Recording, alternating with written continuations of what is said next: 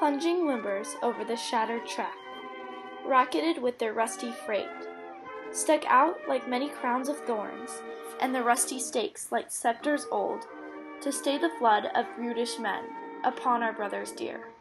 The wheels lurched over, sprawled dead, but pained them not. Though their bones crunched, their shut mouths made no moan. They lie there huddled, friend and foeman, man born of man and born of woman. And shells go crying over them, from night till night and now. Earth has waited for them, all the time of their growth, fretting for their decay. Now she has them at last, in the strength of their strength, suspended, stopped and held. What fierce imaginings their dark souls lit earth! Have they gone into you?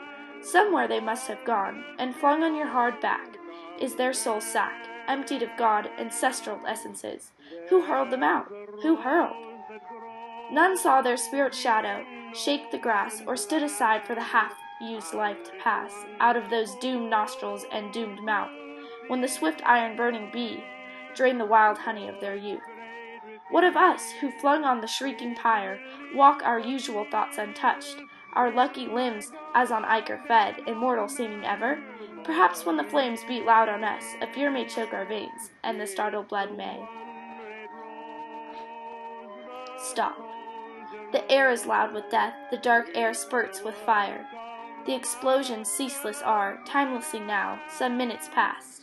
These dead strode time, vigorous life, till the shrapnel called an end. But not to all, in bleeding pangs, some born on stretchers dreamed of home, dear things were blotted from their hearts. A man's brain splattered on a stretcher's bearer's face, his shook shoulders slipped their load, but when they bent to look again, the drowning soul was sunk too deep for human tenderness. They left this dead with the older dead, stretched at the crossroads. Burnt black by strange decay, their sinister faces lie, the lid over each eye. The grass and colored clay more motion have than they, joined to the great sunk silences.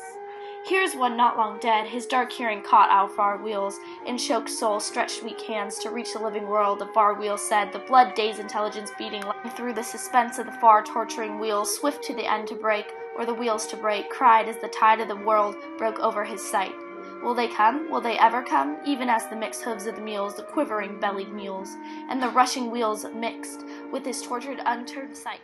So we crashed around the bend, we heard his weak scream. We heard his very last sound, and our wheels graced his dead face.